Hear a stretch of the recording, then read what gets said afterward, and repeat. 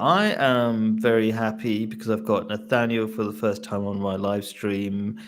Nathaniel, are you a Catholic? Is that right? Yes, I'm a Roman Catholic and Irish ancestry, American. Oh, 6 generations. interesting. It's horrible. Wow. Our people are exiled here, but here I am. Wow, interesting already. I mean, the way you consider yourself exiled in America, but I think we're going to have a lot of live streams together, hopefully, because I find you already very interesting from our emails. One reason why, without too much of a long introduction, I find you interesting is because you're against usury or the use of interest on loans, which most people consider just normal. And I Oh know yeah. it's against biblical teachings in many ways. I mean, I'm not going to, maybe we'll talk about that in a bit. Um, but yeah, it's quite impressive that you're aware of how dangerous it is. And Yeah. for my viewers, my perspective here is that as a Muslim, people might say, "Well, how am I as a Muslim working together with?" I don't know if you consider us working together in any way, but I've done a similar stream with Michael Jones with this idea of working together with whoever against the great evils and difficulties that the world is facing at the moment. Oh yeah. And my objective is just get people closer to God and help people, help humanity, whoever it is, in whichever way. That's all that matters to me as a Muslim. Yeah. So, yeah, cool. So let's just get on with this video, and then we'll dive into. I like this video because it kind of brings home the craziness of usury that is considered so normal. Usury, borrowing money on interest. So let's go for it. Control of a nation's money, and I care not who makes its laws. Meyer Amschel Rothschild. Throughout history, moneylenders have had the special ability to create money out of nothing. The concept of usury, or unfair interest on loans, has been condemned as immoral by many key figures throughout history. For example, Julius Caesar, Aristotle, Plato, Napoleon, and even a certain man with a unique mustache were all against usury. Stephen Goodson in his book explains that people who run this debt system have used their power throughout history to subvert governments, manufacture wars that produce vast profits, and topple regimes whose banking system was not under their control. Give me control of a nation's money, and I care not. So I don't know to what extent this short video would bring home how dangerous usury is. I want to try to say in a few words, maybe reiterate one or two things that you might have heard in this video. And it's basically that you might have seen politicians seem to be following the lead of something or somebody. They're always after perpetual wars and things like that. Oh yeah. And we kind of get we get that they're being bribed. But who are these super powerful people that seem to bribe everyone and control the whole world and stuff like that? That's kind of what I want to touch on somehow. And like you might, I just want to bring, and this is as a Muslim. Actually, let me just kind of zoom out a little bit. They said, Aristotle and all these different people, Hitler, etc., were against usury. What we have in common, me, you, me, Nathaniel, and even Jews in some ways, is that Hmm. our religions, the Abrahamic faiths, are against usury. And people might be like, why would it be against usury? Usually, this borrowing money on interest, which is considered normal nowadays, like everybody does it. That's how you buy a house.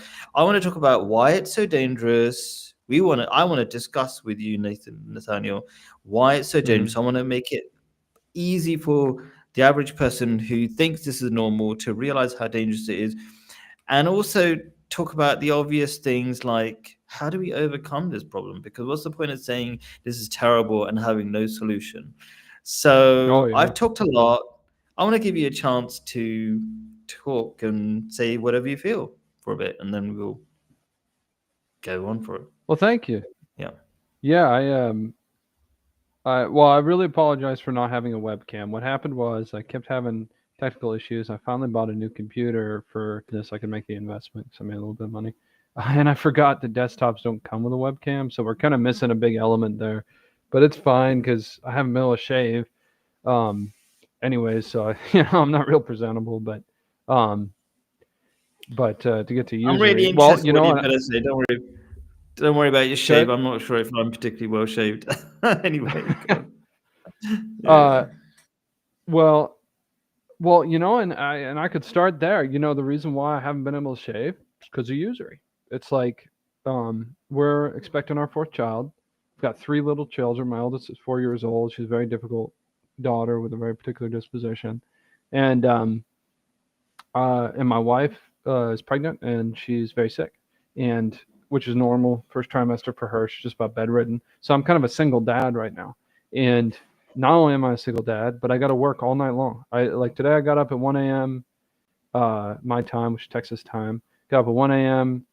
And then I worked until 7 a.m. And then the children were just yelling and screaming at me 5 minutes ago. So that was, So, and the reason is because of USURY. I have no community, none. I mean, we could just talk about the fact that I have to pay bills at all, but that right there is kind of ungodly because you think about it, people just, and I'd love to talk the whole experience with debt and why I'm like this, because I've always been like this too. I've always been a little bit iffy about any kind of debt because it didn't make any sense to me. And I think it's natural. People don't, like you said, the Abrahamic faiths, I can't think of any religion, any philosophy, except for like one, if it tries really hard, that justifies USURY. Everyone's against USURY. It's the most unpopular thing. I'm reading Jeremiah, the major prophet Jeremiah right now, and he at one point is complaining to God and says, "Why have you set me against people? Why does everyone hate me?" And he's thinking about. He's trying to explain, he's trying to talk to God about this, and he's like, "What have I done that made these people so mad?" And the thing, the whole world hates him. That's kind of how he sees things. And the thing that comes to his mind, that he's like, it's not like I've lent money at USURY. That's literally written in the Bible. It's like, who's the person everyone hates in the whole world? The usurer. The usurer. Because he destroys everything. So kind of. That's some thoughts. What do you think about that? Does that get you started?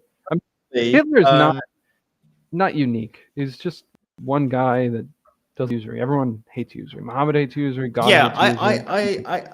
I think one of the reasons why he's an interesting character in this discussion, and I know you kind of didn't want to go into it, and I agree in some ways. Hitler's against the Jews, and the Jews seem to be controlling things. And they'll mention in this video as the Rothschilds are a famous Jewish family, right? And I know you didn't want to go down that way, and I don't want to necessarily we can go down way. a little bit. I don't mind. We can go down. Okay, I'll tell you what. There's pros and cons in going down a certain angle. Okay, so you go. Okay, let's get to the truth. Okay, fine. But then what happens sometimes is that we start just blaming people rather than being the solution. So go, oh, the Jews did it. Certain Jews, not all Jews, but let's say certain Jews are controlling the world. Let's say. But the problem with that is having the attitude how did they control the whole world? Do we take any responsibility? See, and my thing is, yeah. Go on. It's not just that. It's what is a Jew? You know what I mean? It's not clear cut. If I say I'm Catholic, almost everyone knows exactly what that means. They know I'm obedient to the Pope, or I should be. If you say you're a Muslim, it's a little less clear. It's a little less clear exactly what that means. But people have a vague idea. If you say you're a Jew, nobody has any idea what you believe. Most of the Jews I met are atheists. You could be an atheist. What's a Jew? Yeah, what does that mean? Yeah. It's just So it's like, so to say the Jews did it, it's like, well, I'm a very personal person. I'm a small town guy. It's like, if John Henry wronged me, I'm going to talk to John Henry. I've thought about calling Mr. Rothschild. There was one time I was in a rough place, financially, and I said, you know what Jesus Christ might want me to do is call Mr. Rothschild and say, hey, would you give me money? I'm a poor man. Maybe this will help you at your final judgment with Jesus Christ. And of course, I couldn't find the phone number. I looked up the organization. No way to get hold of them. But point being, that's my approach to things. So Yeah. as much as Judaism is the worst religion, it's retarded. And the fact that you can't figure out exactly what they believe is part of why they're retarded. But, and the fact that maybe it's an ethnicity, you can be an atheist, it just doesn't make any sense. But that doesn't mean, well, first of all, I just don't even think if you have such a watery philosophy and theology that's not consistent, and it's just not clear exactly who's doing what in your organization, who's in charge of it, well, then you can't be blamed. You know what I mean? It's like you're just confused like everybody else. I mean, And I think that's I can consistent agree. with history. There's usually Yeah, I can agree. low-level Jewish people who just suffer for the crimes of other people who are Jews. Interesting. Yeah. Okay. Interesting. Oh, yeah. I People mean, that there don't are have a lot of always a money. few. Yeah. Yeah. I mean, not all Jews are rich, and they're not all controlling the world. And there are Yeah, and it atheist sucks Jews to and be there Jewish. A lot of them are abused anti-Zionist as Jews. children. They're confused. Yeah, exactly. There's a lot of Wow. great Jews. I haven't Yeah. met any of them, So, but there's a lot of good ones. I've met two, actually. um, Pardon me. I have met two. oh, okay, yeah, yeah. I mean, maybe I'm lucky. Maybe I'm because I'm a Londoner originally. I mean, I'm not. I'm no longer in London. I got tired of the weather and many things, and paying too much money for no good reason in London. So Yeah. I'm in the Middle East, in Jordan at the moment. That's my, Yeah. like. There's a lot of things I could explain. So I'm wearing this. We don't put the heating on here, and it's kind of just the beginning of winter, and everybody wears this jacket, which is really good, environmentally friendly, in the sense that we don't waste energy. We just put a jacket, and on top of that, I'm wearing an Indonesian shirt, which I just got from Indonesia when I came back the other week. So I all relate to sorts that of a stories lot. on the side. Yeah, I which one? This I one left or this one? not the Indonesian one. That was where you lost me. But I lived Yeah. in Seattle, and I got tired of the foggy, depressing weather and the passive aggressive, melancholic people who spend too much time thinking, not enough time talking to other people. The weird morality, all the like vanity, the misanthropy. And I moved to Texas, which is like a fruitless wasteland. It's hot, and there was something else you said. We wear jackets when it gets cold. We don't turn on the heat. Ah, So interesting. So maybe hot countries or hot areas do that. That's interesting, yeah. Because it's quite hard to heat up these houses because they're designed to keep cool during yeah, the lengthy they're spread you out. have. Yeah, exactly. Yeah, interesting, cool. Yeah, I mean, there's loads of things, by the way. I want to mention. Like, I love that you've got three kids and the fourth one on the way, because a lot of what I talk about, maybe we will talk about in future streams, is I'm trying to get. I'm very blunt and simple because maybe I talk to right-wing people. I'm really pushing for white people to have more kids because that's a big problem, especially in the Nice. West. Yeah. So Oh yeah, they've been congratulations. trying to kill As my well. children. That's what they've been doing. White people are terrible for. They hate children. It's insane. I mean, they like looking at them sometimes, but like, I Hmm. moved to Texas, and because Hmm. because of USURY, I lost a son in miscarriage. And Oh wow. when we had this next child on the way, people were kind of looking at Hmm. me like, "Why are you having more children? You shouldn't be having more children." I was like, "Well, I'm sorry. I thought we were Hmm. pro-life." Well, that just means you don't get an Yeah. abortion. You still can avoid having children. That's what you should do. Well, Ah, my they were dad, recommending abortion. no, not quite. They're recommending natural family planning for the purpose of Oh, avoiding okay. pregnancy. Why bothering? Yeah, with children. Okay, I see what you mean. Yeah. The specific threat is if you're poor, you should not have children. You should only have Hmm. children if you're a weirdo that makes a bunch of money. That's when you should have children. Hmm. Interesting. Normal Yeah. guy digging holes for a living, nah, you shouldn't have children. That's That's white people's attitude. That's a really important topic because Muslims, we think that it in the Quran is basically like, don't worry about money, that God provides that. And I think there's a Yeah. similar in the Bible. Oh yeah. Nobody's Yeah. read it. That's That's my experience. that's incredibly important topic. But I'm going to try to stay on usury. And why is it so important? I want to help people not suffer financially too much, and also have hope. Like, understand the problem. Why is life so expensive? And then give hope about, like, understanding the problem gives some hope, I think. So, oh, this is why we're suffering so much, right? And then Yeah. on top of that, like, some solutions. So let's talk about usury. I mean, I'm interested in how you might explain it and because we haven't really talked about it over email or anything. Like, can you explain why usury is bad?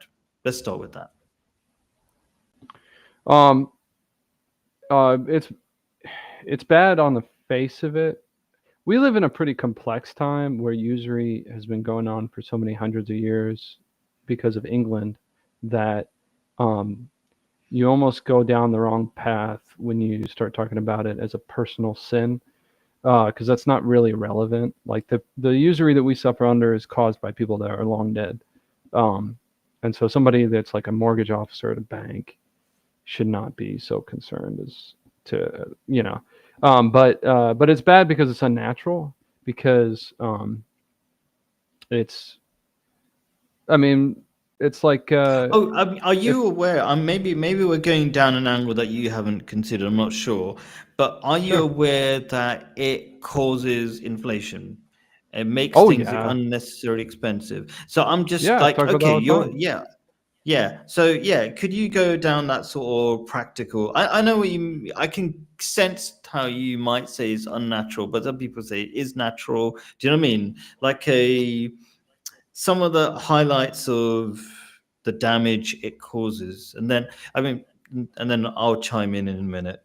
Go Well, for the it. biggest damage it That- causes is it enslaves virile men that are capable of producing families and labor. It enslaves them to sterile systems. So, and the housing is the clear example. So, like here I am capable of building a house from scratch with my hands and a couple tools.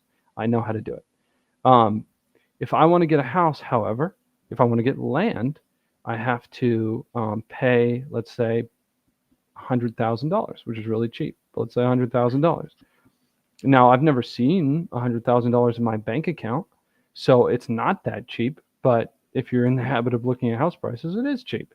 And then, what is that house really worth? Well, it's worth about $10,000, and the bank doesn't have $10,000, and the bank doesn't have $100,000 because of fractional reserve lending.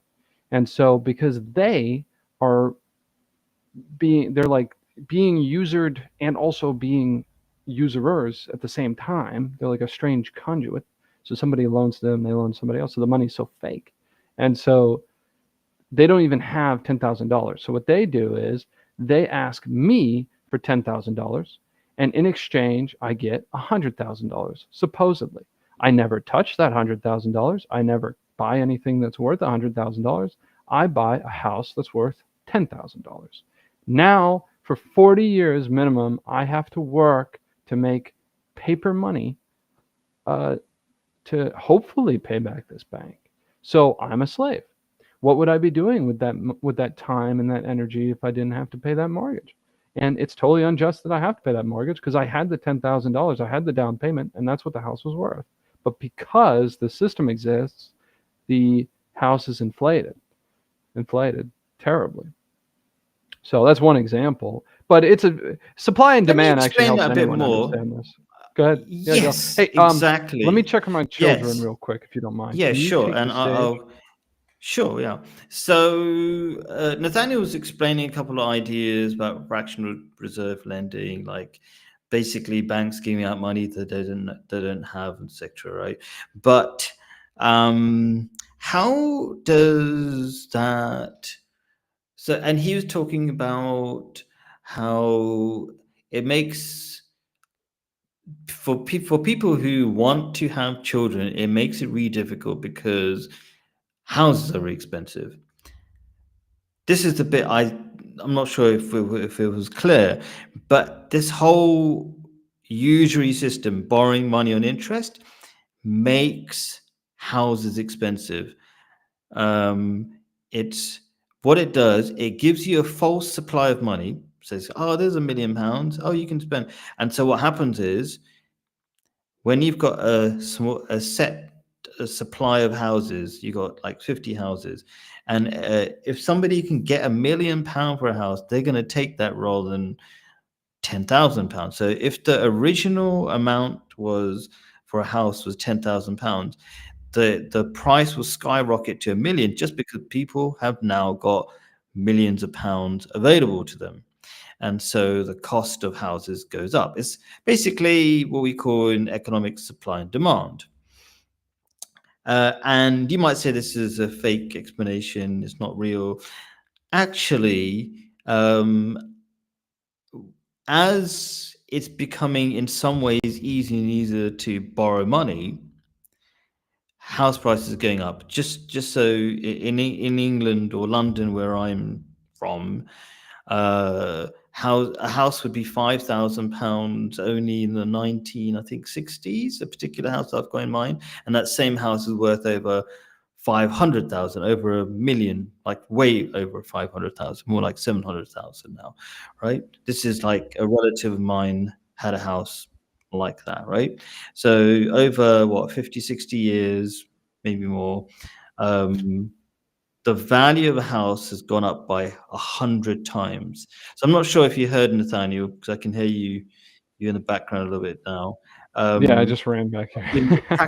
I was giving a practical example in London where a relative of mine bought a house in, I think, in the 1960s in London for about 5,000, and now it's worth Oh, wow. way over £500,000. Like, and that's the effect of.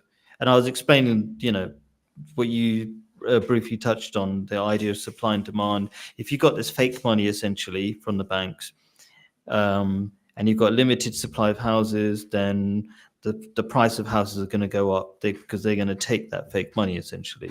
So, and I was trying to connect all the different dots that you put together. Like, it makes it difficult for people to have children if you can't afford to buy a house, which has been artificially inflated by this usury system. Oh, yeah. That's the big thing. Is that a fair summary of what you just said? Yeah, well, that's the thing people don't understand, like, is because a lot of the baby boomers give me a lot, they're like, well, you didn't have to buy the house. Okay, well, I, I'm supposed to have children. If I don't have children, like, people are so unrealistic. It's like, what am I gonna, I actually know people. What are they saying to They're- you, that you should rent rather than buy? Is that what they're saying? The baby boomers? Well, that's interesting, and I don't disagree with that. I mean, we have to understand that, like, the Holy Ghost moves in people, and there's a lot of different circumstances, and it's hard to. So, as a 20-year-old kid or a 25-year-old kid or whatever, young man without any kind of instruction to rely on, it's hard to know exactly what to do. So, like, I got married, and I was always like, I don't want to get into debt. I didn't go to college, even though I got scholarships, because I didn't want to go into debt.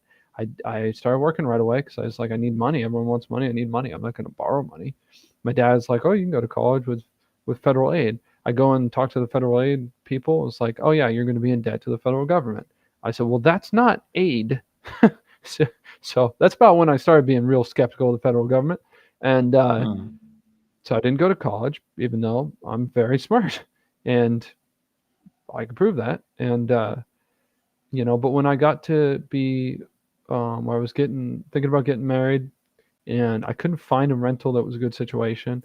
And I really cared about the fact that all the food, because I learned things like all the food in the grocery store is poisonous. Somebody explained to me that they use abortion cells to design like soda pop and like Pepsi. And, so I was like, how in the world do I My God. avoid abortion. Not How having can I not Pepsi be anymore. complicit? Yeah, it's like Hmm. how can I not be? Yeah, God save us all, you know.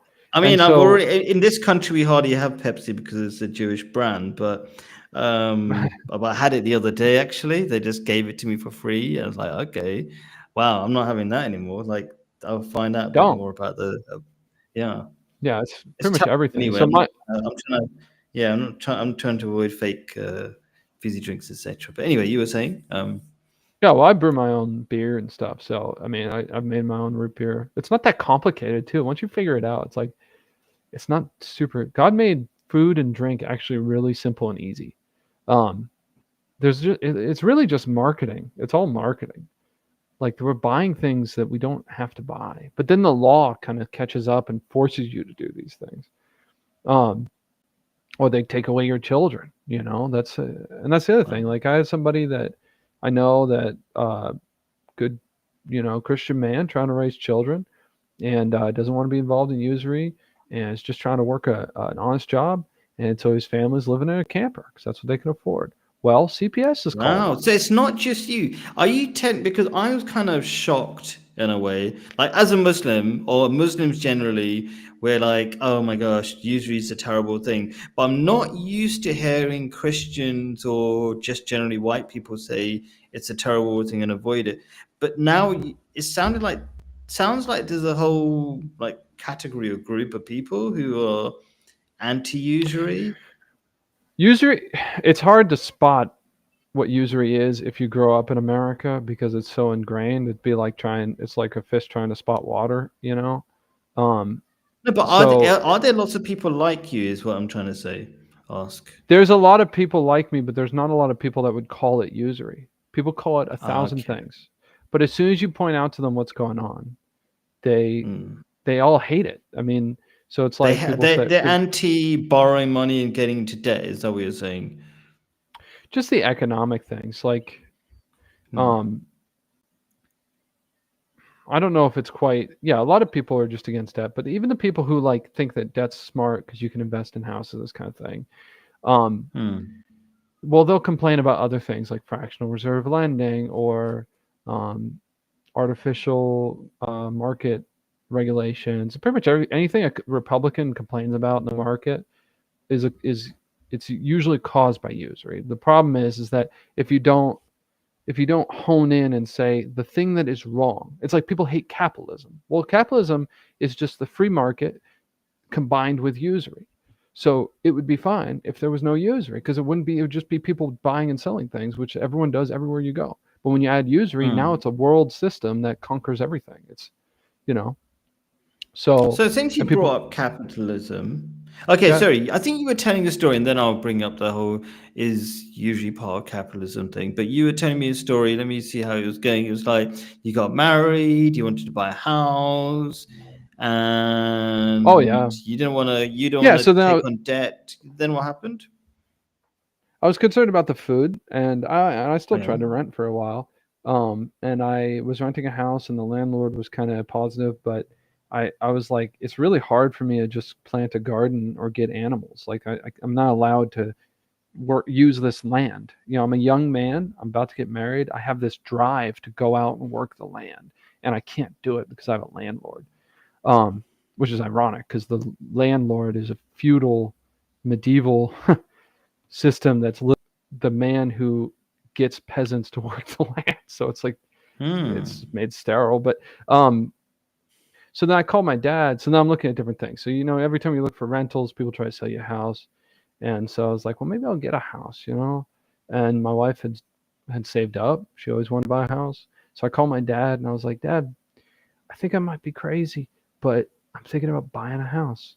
And he's like, because I never wanted to get into debt. And he's like, yeah, I think it's always a good idea to buy a house, just typical baby boomer opinion. And I don't blame him for Hmm. that.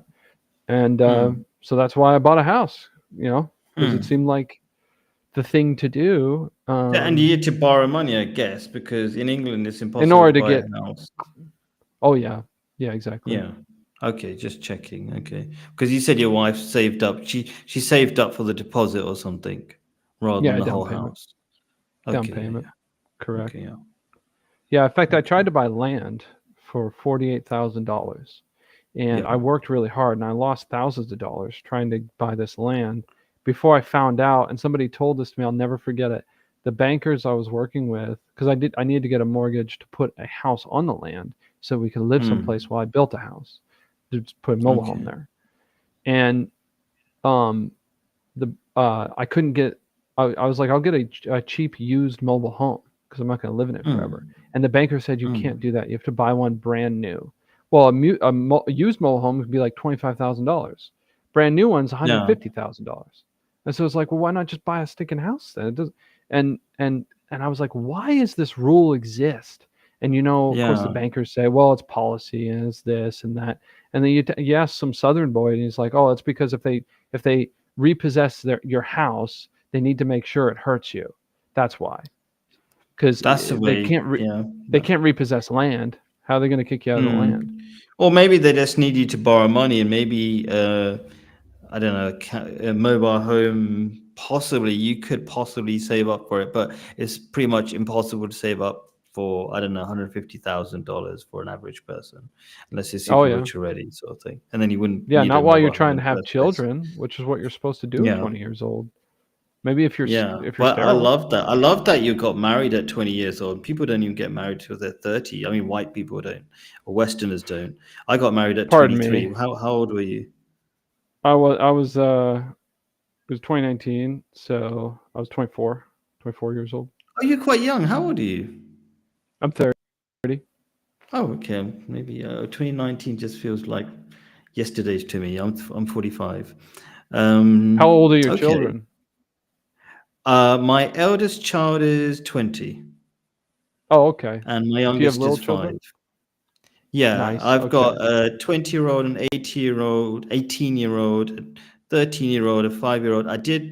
My last one passed away about 2 years ago. So yeah, that's okay.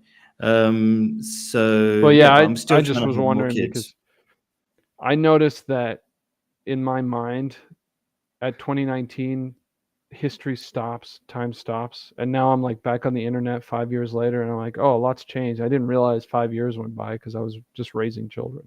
You know what I mean? Yeah. So it's just Yeah, disconnected. it's so busy, right?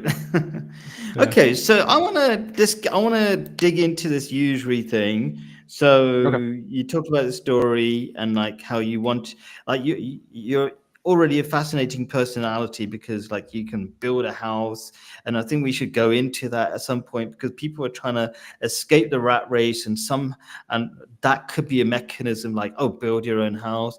By the way, it's really easy, cheap to buy. You can make a 10-bedroom house, beautiful 10-bedroom house for about £50,000. Maybe, I'm not sure what the rate is. Maybe that's $60,000 here in Jordan, because the effect of usury hasn't been so bad, but people are starting to borrow money and things are going to get more expensive later on, I think. But yeah, things are pretty cheap here. So Nice. we talked about it makes life difficult for everybody, including especially people maybe who want to have children, because there is a correlation between the amount of space you have and the number of children you have. So people in cities, I think maybe they have less kids. I'm not sure. I think there is that general correlation. Hmm. But having said that, it's usually poorer people who have very little space that have more kids. Actually, I don't know if you've noticed that. I've noticed that even here in Jordan, people like taxi drivers would have 6 kids or 7 kids, and they would have like a tiny place to live. But people who are super rich, like they just have maybe 2 kids or less even. Yeah, I think that's because of the unnatural way economics works, where economics is supposed to be management of the household, but because of these systems, it just favors people not having children. But well, God designed nature, and so everything outside of economics encourages people to have children, and then they're kind of like punished by the economy. So I think it's the other way around. I think because people have have a lot of children, they have small spaces, but they're going to have a lot of children anyways because God is powerful, and that's how He designed it to work. That's what I I think. mean, yeah. I'm just going to get my earphone. I'll ask you a question, and I can still be able to hear it. I've got one earphone. Nice. You just dropped down the floor. The question would be, can you explain why? And this is an important question because it's a way of.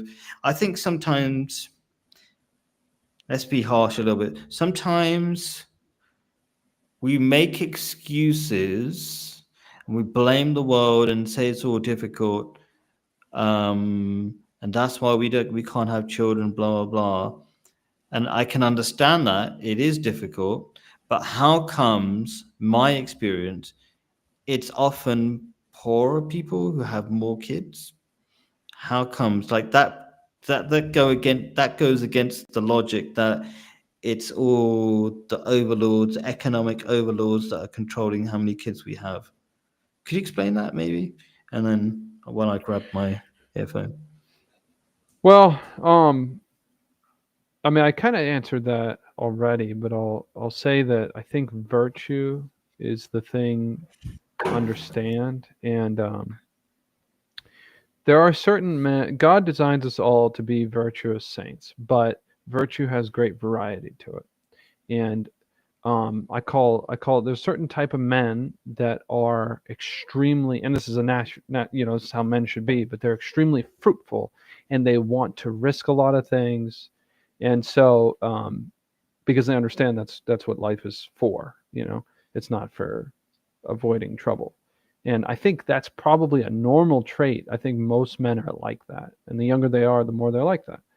Um, Not every man though. There are some that aren't, and so I think that ultimately whatever the overlords do or whatever like that, it will have effects. It killed my son. But a guy like me is just like, oh well, I want more children, and I'm going to go and try to make sure other people don't suffer this because I'm a man who loves God. You know what I mean? And so it's probably the poor. I think also too, if you're poor, most poor people understand that they can't, even if they worship money, especially if they're like sincerely, like they've tried to survive and they just haven't turned out anything good, they failed at things a lot. They understand that like even if they worship money and make the sacrifices you need to make a lot of money, they probably aren't going to get as much money as they want. And so it's just not enough to scare them from doing things that do matter, and then they want to be better people. And it's at least common in America to understand that having more children it pushes you to virtue. It's kind Oh, of similar. A lot really? of people join the military for that reason too. Okay, yeah. So I get it. So I mean, generally, from a religious point of view, it's the poorer who are closer to God anyway. And Oh there's yeah, similar sayings in the Bible. I actually get Islamic and Bible teaching sometimes mixed up because it's so similar. Was it like it's harder for a fat man to go through an eye of a needle to camel, get to the a camel to go through an eye of a needle than a fat man to go to heaven? Was it something similar to a that? rich man. A rich man. Okay. So it's a similar idea, right? So, yeah, so poorer people are somehow closer to God, and therefore they do more godly things like having kids, and they don't worship. So, they don't worship money, but also other false gods that stop them from having kids. Like, for example, rich people think they have to have private education, they have to have this, they have to, and they won't have kids Oh yeah, unless they have a million, I would say, unnecessary things and even debilitating things. Because if you over pamper your children, they become useless, and you see that pattern in rich families. They kind of go downhill afterwards. So Mhm. yeah, okay. So I keep thinking, how do we keep on track? There's lots of these side conversations that Well, are maybe important as we should well. And talk about how go to on. how to actually fix it. Because you wanted to keep it Yes, to an let's talk hour. We've about got that. about 10 minutes. Yes, What do you think we exactly. can do? So okay, so the Quran, and I've got a link to the verse of the Quran that talks about the dangers of interest and how it makes you essentially evil, or satanic. or gives you satanic, like a satanic mindset of being greedy, etc., says that interest is not the same as trading. It's not part of, let's say, uh, also what was the word? Business. Obvious It's not business. business, exactly. Yeah, it's Yeah. not it's not business, right? Um, It's not productive. and what is business, according to Islam, is you don't lend money with the condition that you necessarily will get money back. That's interest. Well, the opposite of that is investment. So profit So sharing. Yeah. yeah, you can call it yeah, exactly, profit sharing. Basically, the problem with I'm gonna go into a few angles here. Problem with lending money on interest when you're guaranteed to win is that you don't care if it's when the bank gives that money, they don't care if you can pay it back or not, because they're going to win something. They're going to get your house, or they're going They're to gonna get get you. something. You're going to Yeah. get something on the cheap, right? An It's a an win-win. interesting note. Yeah, An yeah. interesting note about that. The Englishman Adam Smith has done a lot of things bad for us, and he is the one who started calling it interest, and it was called usury before. And what interest means originally is your stake in a business. So it's like, I have an interest Ah. in this butcher shop. That's what it meant from Mm. a financial perspective. And so you could only return on your interest if your business did well. And so Adam Smith was the one that confused everybody into thinking that you can have an interest in the money itself instead of the production that comes from the money.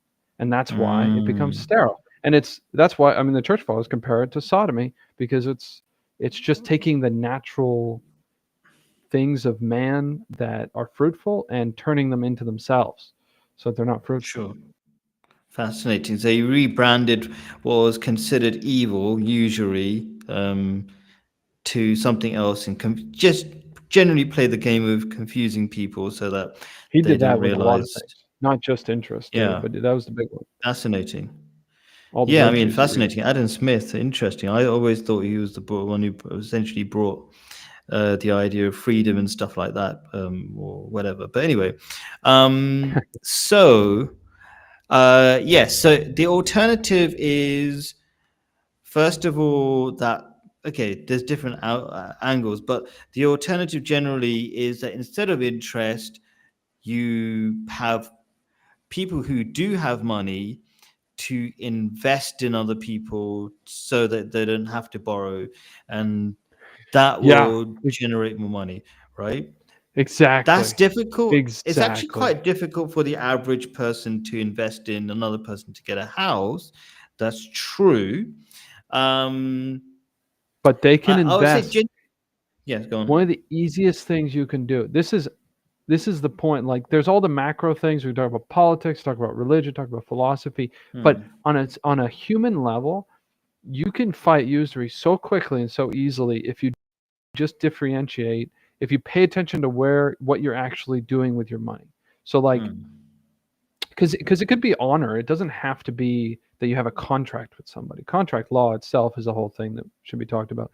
But uh, when you spend money, if so, here I am, I love Jesus Christ. Jesus Christ Hmm. says, love my neighbor as myself. Hmm. Well, what that means, nobody thinks a corporation is a person. Nobody thinks Jesus Christ meant love corporations. Nobody. Hmm.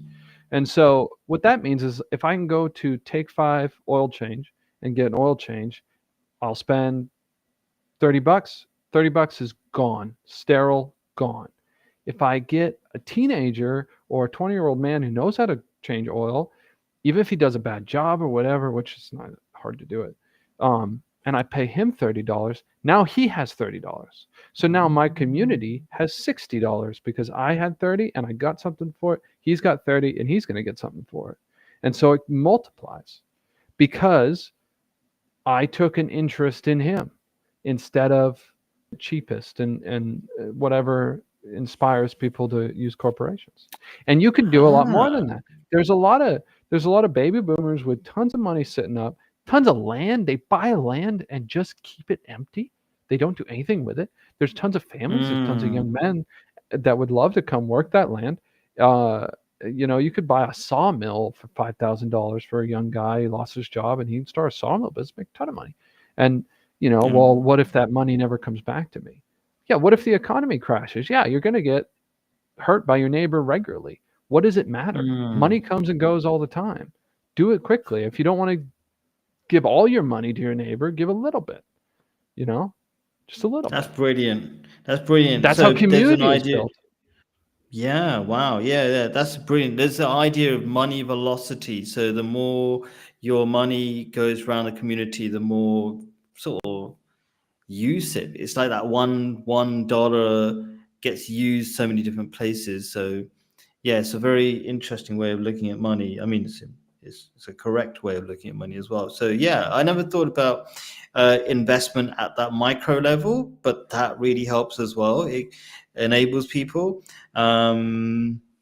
So there's that level, and then there's the other personal level that I think it's really important to do, which is Mhm. you've been talking about trying not to borrow money. Don't make it a habit because it's so deadly if you can avoid it. Mhm. Don't take like personal loans to buy random things, not random things, but um, I know of people even here because it's becoming popular, and I say even here. In a Muslim country where usually is looked down on, and is becoming normalized here as well, which is really sad. And people are borrowing money for personal use, and basically it's easy money. And then when you have easy money, you spend it easily, and then you're Yeah. spending the next 10, 20 years paying for it. So it's like it's deadly. It's how can I describe it? Like maybe it's like gambling or something. It's like you get something really easily and you go, oh, I've got it, whoa, and then it just disappears and you're paying for it for ages. I'm not sure if it's like gambling, but I'm Yeah. trying to think of something equivalent. But it's the Quran talks about it in a way that it's a satanic mindset. So you think you've got something, but it makes you greedy, makes you spend your future. It's a really deadly thing. So in short, what I'm trying to Yeah. say is there are ways to combat usury. If you don't borrow money, you make these people who are controlling you less powerful because you're not indulging in it. People say things like, "Oh, living in your parents' home is a terrible thing." Whatever. Oh, Why yeah. is it? If you, Well, the lack of what's wrong community with is it? why people borrow money. There's nothing wrong with it. But yeah, Ah, it's the lack of community. that's interesting. That's interesting. So I want to go into that maybe. What do you mean that there's a lack of community? I mean, I'm kind of aware in the West that people are very individualistic and stuff like that. But can you go into that a little bit? Because I'm not sure what you mean. Yeah, well, America's the origins of it. It's this idea that every man's home is his castle, um, that every man's got to make his own way in life. It's like that's so insane and so and what that does. Well, okay, so if every man's home is his castle, that means everybody's got to do what a king does, and also defend themselves from all the other kings. And that's actually what's happening. The American economy is essentially brigandages. You go into town, everyone tries to rob you all day long. That's that's what it is. You bring your own clothes and you bring your own weapons and you try to rob your neighbor all day long. That's how you make it in America. Trick them into giving you your money. You bamboozle them or you force them to give you your money. That's literally how the economy works. Um, but and it You really mean that has to do with. everybody's trying to sell something to somebody, and they're literally trying to rob you? Which one? What do you mean? Oh, both. I mean, both. I mean, Both, everywhere. Yeah. what Okay. does what does a robber on the highway do? He tries to trick you first. I mean, it's like he tries to sell you some garbage or what. It's literally both. Mm. But it's like you go into a movie theater, you can't bring your own food, or you drive. Like I'll drive to Mm. the Dallas airport, and I can't get out of the airport unless I pay them money. That's an So it's example. sort of capitalism on drugs. Everything's about making money, and life is just about making money. And you're trying to be a king, and you're trying to get stuff out of everybody else, and you're trying to win. And it's just a Yeah. ugly competition. There's no Well, it's community to just everybody competing, and then on top of that, you're buying a house that you don't need to buy a house because it's just this kind of thing that you were sold in America, this idea that you were sold Well, that everybody's got to have a house and big house and stuff like that. Is that the idea? I don't think it's as much the people buying the house. So it's antecedent to or antecedent to the capitalism is before that it was a problem with fatherhood. So, and I could talk about England and England separating from the church, which is a big deal. But it's more clear if you look at America, because America is Mm. literally the United States of America. The bastard son of England is literally descendant from people who left their fathers to go out on their own.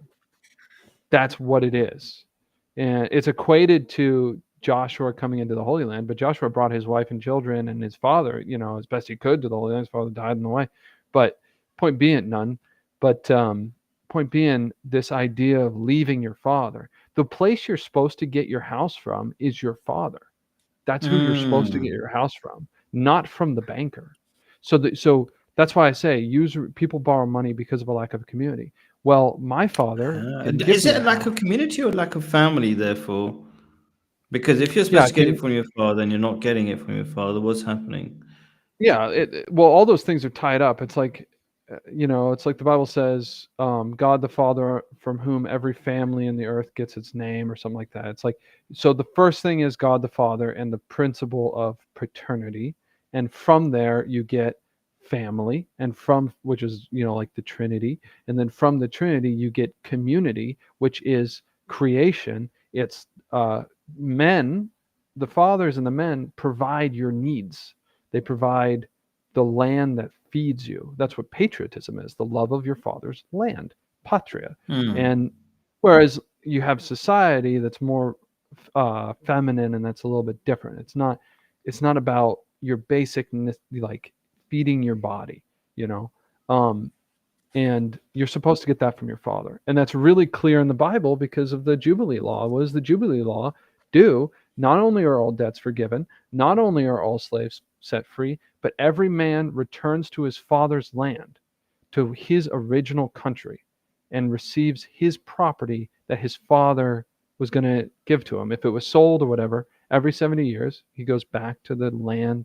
And that's how it was supposed to be in the beginning with Adam and Eve. Adam had Mm. land, and Cain was going to get the land. Adam was the king and was going to direct Cain to Mm. get this land. That's why Cain's punishment was to be a wanderer, and then he didn't have land, and what he did is he built the first city. So Mm. these things are very deep, Philip, from a theological mystical standpoint. But it's the abandonment of the father that happened generations ago now leads to the fact that fathers abandon their sons. And that's why my generation can't get houses, because our fathers can't help us or won't help us. It's one or the other, or both. But I do want to ask you this. I want to ask you a religious Yeah, go on. question, Yeah, ask because me a few questions. you're a Muslim, right? Yeah. And you love Jesus Christ. Is that correct? Yes, as a prophet. Yes, yes. So Jesus Christ taught the Our Father, right? The prayer, Uh, Our Father. yeah. I mean, I Is that don't know, true? but I I mean, know it kind of thing. I just wanted to know Yeah, if I you guys can. pray it. I think we have a equivalent called a Surah Fatiha. I mean, if you can remind me, because I kind of know it, like it's a song. It sounds terrible. It's like I know it, but I don't know it, sort of thing. I So, get you. our Father in heaven, something or other. Can you can Yeah, you can you say it? And then I'll tell you equivalent in Islam. I would love to do that because 3 o'clock. It's 3 o'clock in my time right now, according to London Yeah, bankers, and it's yeah. not 3 hours past the middle of the sky, but it's 3 o'clock. Mm, Um, and I always pray the Our Father at 3 o'clock because it's the hour Jesus Christ died. It's 3 o'clock. okay. So, Our Father who art in heaven, hallowed be thy name. Thy kingdom come, thy will be done on earth as it is in heaven. Give us this day our daily bread. Forgive us our debts, as we forgive our debtors. Lead us not into temptation, but deliver us from evil. Amen. Cool. Yeah. So we have maybe something similar. We've got Surah Fatiha, which is the opening chapter of the Quran, which says, And it might not Does he sound mention equivalent to everybody, does he but there mention are, I think, usury in lots. that one? It doesn't mention usury, though. No. Jesus But Christ did. I mean, The the one prayer Quran he gave us. mentions usury that is bad, yeah. But that particular, I think the closest thing we've got in that similar to that particular prayer would be the Surah Fatiha, which goes something like, goes like, in the name of God, the most gracious and merciful, all thanks belongs to God. Um, the gracious, the merciful, again, master of the day of judgment. Thee alone do we worship, thee alone do we ask for help. Guide us on the right path, the path of those on you who's given you blessings. So there's also equivalents, right? But you might not see it directly. Like instead of saying, "Give us our daily bread," give us the blessings, the general blessings, not just the bread. And then after that, uh, uh, do not let us go. Uh, do not be one those who have incurred your wrath or gone astray. So being on the right path and gone away. So there's. You I would know it. say, Do yeah. you usually pray in Sorry. Arabic? Do you usually pray in Arabic? Yes, we say that in Arabic because the Arabic a lot more meaningful than any Yeah. English translation because the words in Oh English yeah. are not as English is meaningful as. horrible. Yes, I usually it's. I usually pray the Our Father in Latin, and Oh, wow. that's why I pray it. That's why I pray it correctly. Because if you go into, of course, I'm not going to disagree with Holy Mother Church, even if she's abusive. An abusive mother is Mm, still my mother, and most of the church is in heaven, and there it's perfect. But it certainly abused me, but or neglected me. But if you go into a mass in America and they are doing it in English, they will say, give us this day our daily bread. Forgive us our trespasses, as we forgive those who trespass against us. That's the liturgical translation. It's the official mm, translation. And so that's terrible because the Latin is not only is it ugly, like horrible in the actual mass, but in English is ugly anyways. But the Latin is um, panem nostrum quotidianum da nobis hodie, give us our daily bread. Um, it's hard if I don't say it all at once. Panem nostrum da nobis hodie. Demita nobis debita nostra. Diminish our debts. Or demit, I don't know, but demita is mm, where the forgive. So it's debt, literally debita, debts. mm. But we don't say that in the mass because if we did, Wow. we might not be in a mortgage anymore.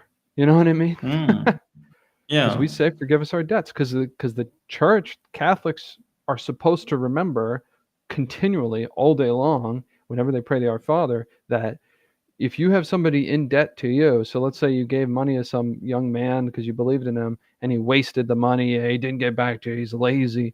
It's like, well, how much have you treated God that way? You know, that's what we're supposed to remember. And he uses the Mm. word debt. And of course, nobody uses that anymore. Mm. Wow, that's Very interesting. I didn't know. interesting. Yeah. Yeah, Okay. Catholicism is an extremely Mm. practical religion. It takes a lot to confuse people as much as they're confused now. Okay. Bread, I'm money. trying to Those are think. two things Jesus Christ mentioned in that prayer. Bread and then money. First you worship God, and he says, we need to figure out bread and we need to figure out money. I It's see. very Yeah, very interesting. practical. Yeah. Yeah. Okay. I'm trying to find a way of wrapping this up because I want to keep to the hour. Um, God I bless you. suppose, why don't you, yeah, God bless you too. Um, Can you wrap it up in your own few words, and I'll wrap up some final thoughts on this topic that might help in a way that might help the viewers as much as possible in a minute or so. I think in America, in the West, the situation is so advanced and so bad. And this is one of the reasons why I highlight the fact that forgive us our debts thing. Like the money itself, the bank note is a note of debt. It says the bank is in debt to me. So usury is so deeply ingrained, and the effects of usury are so universal that, like, the worst thing is when someone's like, "Oh, well, I made money selling houses, so you must hate me," and stuff like that. It's really distracting from how to actually solve the problems. That I think, yes, you should avoid getting into debt, but I also think there's this predatory nature of usury where you're forced into debt, and in very shady ways. And people are like, "Well, you signed the contract." Well, who can read these contracts? And the contracts don't last. If somebody wants to break a contract, they break a contract like it's nothing. I've written a lot of contracts, and I've had people break them. Um, so I think that Jesus Christ our Lord is preserving America out of a love for, like he had a love for the Ninevites when he sent Jonas to the Ninevites. He said, "Don't you care about these 100,000 millions that can't tell their left hand from their right hand?" And that's the point. In America, we're so confused that I think that there is a extreme access to grace right now, where to get caught up in like all these little nuances really isn't going to solve the problem. And I think what I'm highlighting about, we should support each other in this way that's very, very Christ-like and sacrificial. I think that's the key, and I think that's the people, because we're all going to die, and in America we're probably going to die violently. Like, our country has got a horrible wrath coming. That, I mean, largely for what we've done to Muslims. That we've got to. I'm reading Jeremiah, and that's basically a situation. We're going to have to do some things to get God to go easy on us on an individual level. You know what I mean? And so people ought to do it quickly, really quickly, and stop worrying about 401ks. It's not going to help them. There won't be a drop of water in hell. It's a 401k thing, like a pension thing. I keep hearing it on movies, but I don't know what it is. Is that a pension? 401k. Like, yeah. It's just something you get for if you sell your life to a corporation, you get a large amount of money that you can't touch unless you let the government rob you. One way you can touch it is by buying things usuriously. So that's how a 401k works. Oh. So if you have a 401k, you should drain it out and either do like a Rob's funding, or just take it and take the penalties and start using it to like love your neighbor with money, because people are in a lot of pain, and other people have got hundreds of thousands of dollars that they could use. Okay, so I'm going to take some of your points there and give it sort of Islamic point of view. So, okay.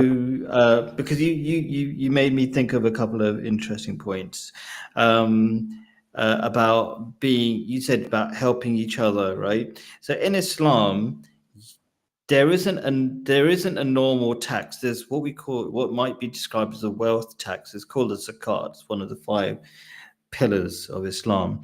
And the way you get taxed is only on money you don't spend.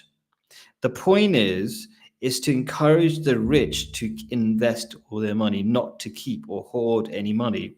So that's very much in line with your push that you're saying we should all give each other money, not give each other money, but spend money on each other rather than hoard it. So that's a beautiful thing, and I totally agree with your point there. And thank you. And then I'll reiterate, try not to borrow money because you're robbing your future. That's a really important point. It's really the few people I know who've gone down that line, it's terrible. It makes you just it's like a dark cloud over your head all the time. You just don't want to go there if you can avoid unnecessary or borrowing. So there's the idea of investing each other, which I've kind of already said, and yes. So and there's one point that I didn't kind of go down the direction of, which is there is an example, or maybe there's more than one example but at least one example that I've known on. It's in the description, the document that I always provide for, or mostly provide for my for each of my streams, where they talk about something called some people call it, I think, the Wurgel miracle. There's an Austrian town called Wurgel, where after the Great Depression of 1929 or something, where basically people had no money, they invented their own currency within the town, and very quickly they were really well off.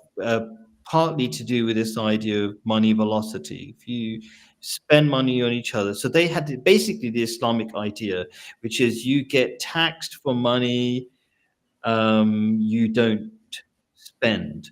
So you want to increase money velocity. You want to keep spending on each other. You don't want to be miserly, and that Yeah. keeps everybody busy, and it create in a weird way it makes people richer, everybody richer, because it's the same Yeah. $1, whatever it is, that's going round to everybody, and you keep spending it, and everybody keeps getting that money in a strange way. I mean, it sounds stranger, but it kind of makes sense. But don't spend it on corporations, because they do hoard it. Spend it on neighbors. Yes, spin out people so they are kept active and doing things, and I think we can all do. I think we can all do that better. I'm thinking about myself. I could probably do that better. I'm Oh, yeah. very fortunate that over here in Jordan, I'm saving a lot of money because life is a lot cheaper. So that's something I need to think about as well, like how I can spend it on other people better. So very interesting first conversation, and I want to kind of think about how we can have more interesting conversations, maybe on family and different elements. I want to talk about if people know my kind of content. I want to talk about things that will sound super racist, but I love sounding racist because it makes me laugh in a way. And maybe I talk to right-wing people all the time, and they don't really care about this thing. I'm talking about how to help white people, because they're actually kind of my people, really. Londoners are my people. And I think they're going through a lot of pain, like you pointed out. There's so many levels of pain, the breakdown of community, the financial slavery, a lack of awareness of what's making their lives so difficult. Those are kind of so many elements to that I want to talk about. So I think we could, and you kind of touched on so many of those things. That's why I think we could possibly have a lot of interesting conversations on that. What do you think, Nathaniel? Oh, yeah. Yeah, they're the fatherless and the strangers because they have no community. So that's what they are. Yeah, there's a whole lot of, okay, cool. All right, well, thank you so much. Really enjoyed talking to you, Nathaniel.